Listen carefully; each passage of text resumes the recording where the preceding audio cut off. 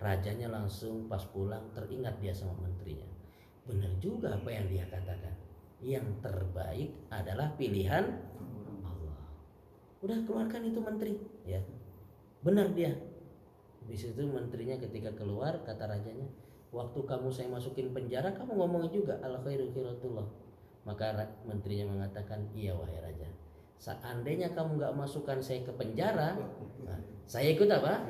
Berburu. Pasti saya jadi apa? Mangsa. Saya juga akan dibunuh karena saya sempurna. Ya ini kisah, ya meskipun tidak ada riwayatnya, tapi ini kisah apa? Bisa kita ambil pelajaran bahwa dalam setiap musibah yang Allah Subhanahu wa taala kirimkan untuk kita pasti ada apa?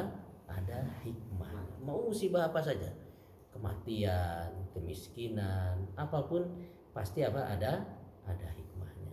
Ya demikian, wallahu taala alam. Ya, mungkin sebelum ditutup kalau ada yang bertanya dipersilahkan.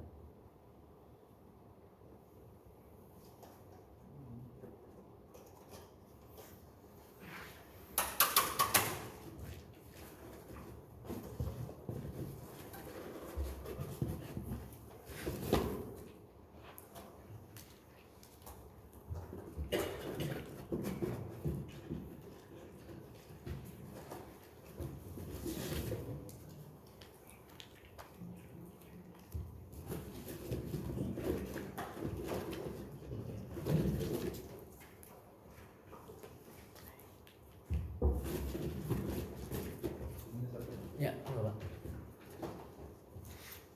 Tadi kami menekankan bahwa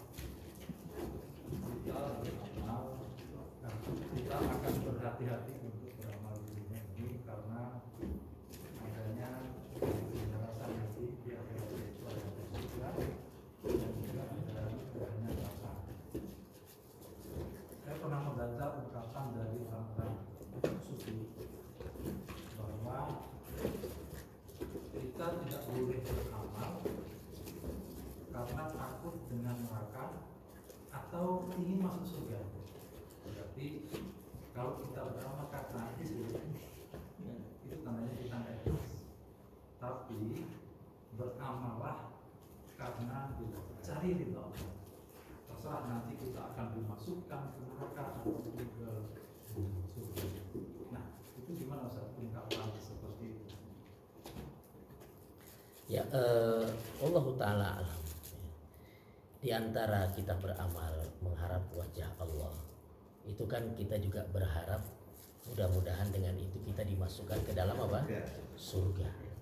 Kalau cuma berharap kita beramal hanya mencari ridho Allah Subhanahu wa taala, sedangkan nanti yang terserah mau surga atau neraka, ya ini kurang tepat.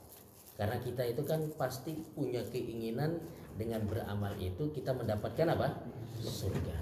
Makanya kan ada doa, kita meminta Allahumma inni as'alukal jannah. Ya Allah, aku minta kepadamu apa? Surga. Jadi kurang tepat kalau kita beramal aja nanti terserah mau dimasukkan surga, mau dimasukkan apa?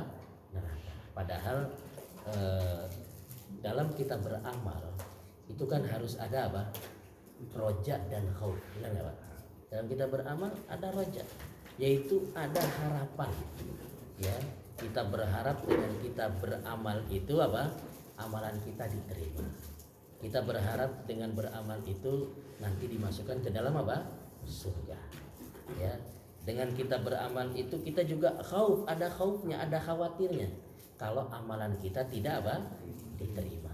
Kita takut kalau amalan kita tidak diterima, kemudian dimasukkan ke dalam neraka.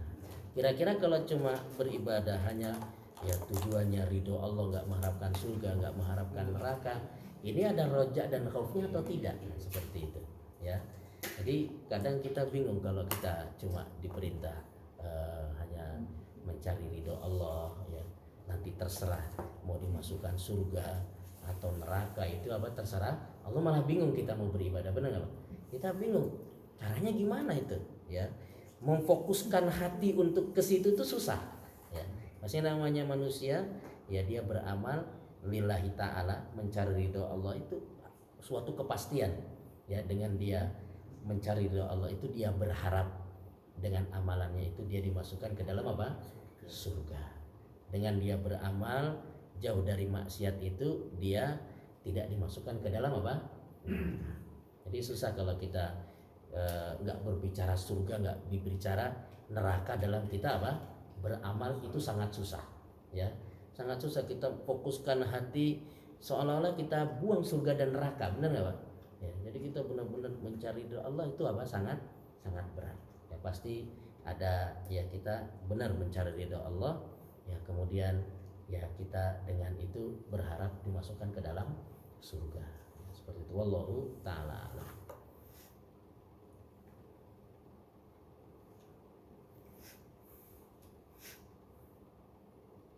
Jadi kalau ya mohon maaf ya kadang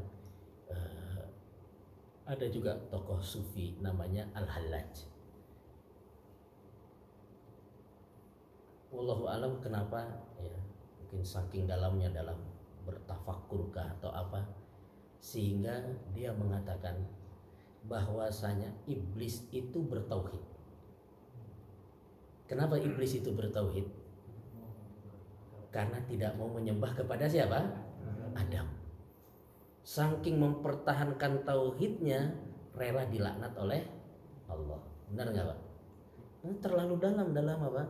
Dalam mungkin memikirkan dalam ini sehingga ya dia menyatakan iblis ini apa? Bertauhid. Kalau iblis bertauhid ya berarti yang salah siapa Pak?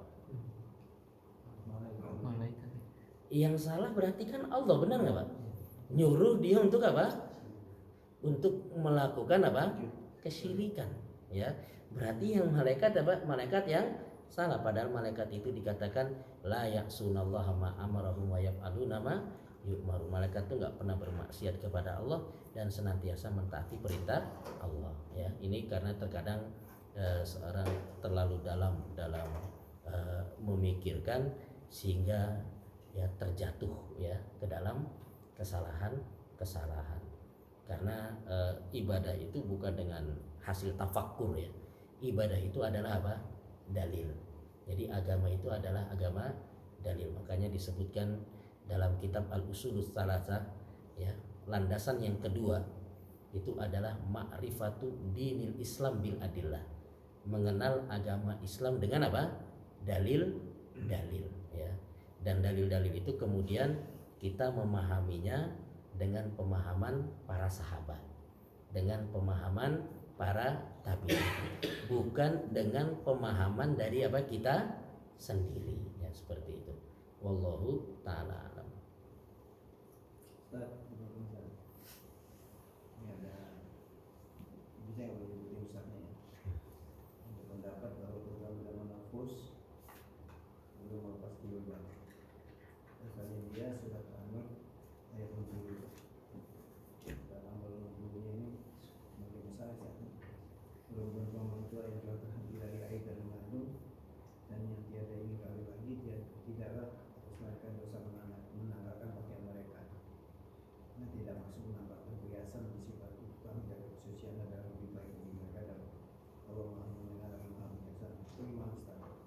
Kan itu lagi beda seperti itu Ustaz. Ya, jadi yang dimaksud adalah boleh menanggalkan pakaian. Tapi apa ya tadi lanjutannya? Tanpa menampakkan apa? Perhiasan. Jadi ini maksudnya adalah bahwasanya orang-orang di zaman dahulu, terutama orang-orang yang ada di Mekah ya, orang-orang yang ada di Arab itu, pakaian mereka itu 3 ya. Jadi udah pakai baju, pakai lagi, kemudian pakai lagi yang ketiga untuk supaya lebih apa? Menutup apa? Aurat. Nah, yang boleh ditanggalkan oleh wanita yang menopause itu pakaian yang ketiga. Pakaian yang ketiganya ya. Jadi pakaian yang ketiga itu jadi tetap dia pakai kerudung ya. Dia menutup auratnya pakai baju ya. Jadi yang dimaksud dalam surat An-Nur ini yang menurut penjelasan para ulama adalah pakaian yang ketiganya, yaitu dia tidak perlu lagi terlalu benar-benar apa menutup auratnya. Kalau kita kan di Indonesia ini tidak sampai 3 kan pakaiannya ya. Artinya ya kita tetap berusaha untuk apa? Menjaga diri kita. Meskipun ya orang yang melihat kita itu sudah nggak tertarik lagi. Wanita-wanita yang udah tua itu kan ya ketika dilihat membuat orang juga nggak akan apa? Terfitnah gitu. Beda sama dengan wanita yang masih muda, itu mereka nggak pakai perhiasan aja, laki-laki yang lihat bisa apa? Terfitnah dan tergoda. Jadi meskipun wanita ini ya sudah tidak mengundang syahwat bagi laki-laki yang melihatnya, tetap mereka diperintahkan untuk apa? Menutup apa? Aurat mereka. Jadi maksudnya itu nggak menanggalkan pakaian adalah pakaian yang ketiga. Bukan ya kemudian boleh nggak pakai jilbab, kemudian ya boleh nggak pakai baju lagi misalkan, cuma pakai ya daleman doang, kan juga nggak demikian apa cara memikirkannya, pemahamannya nggak demikian. Jadi tetap menjaga apa? Auratnya ya, tetap menutup apa? Rambutnya ya, bukan berarti kemudian boleh membuka apa? Jilbabnya. Wallahu ta'ala alam.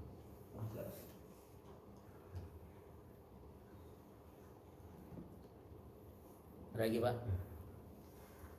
Ustaz, Cukup. tadi sebetulnya kalau yang surat An-Nur itu saya pernah dengar juga gitu. Jadi yang banyak keliru itu diartikan menopause gitu.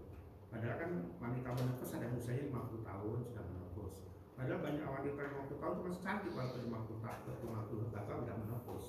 Kalau yang pernah saya dengar itu biarlah wanita tua dan sudah tidak berkeinginan. Yang saya pernah dengar itu. Jadi bukan menopause pada pengertiannya, tetapi yang sudah tua lagi, sudah tidak punya keinginan, keinginan terhadap lawan jenis gitu. Karena kalau walaupun wanita menopause usia 50 tahun masih cantik, dianya memang sudah menopause, tapi laki-laki memandangnya kan masih tertarik gitu kan.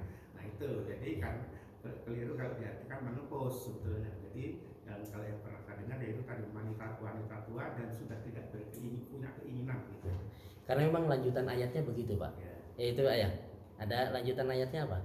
Dan sudah tidak punya keinginan Ya, lagi. itu Ya. tadi kan. Nah, jadi sebenarnya seperti itu. Jadi bukan wanita yang menopause saja ya, tapi yang sudah tua lah ya, sudah tua renta, ya sudah tua.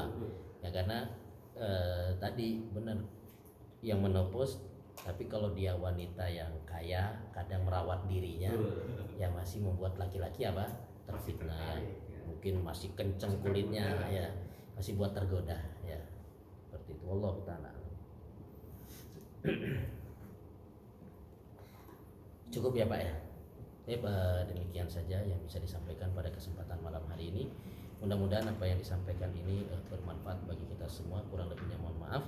Kita tutup dengan doa kafaratul majelis. Subhanakallahumma bihamdik, asyhadu an la ilaha illa anta astaghfiruka wa atubu ilaik. Wassalamualaikum warahmatullahi wabarakatuh. Waalaikumsalam.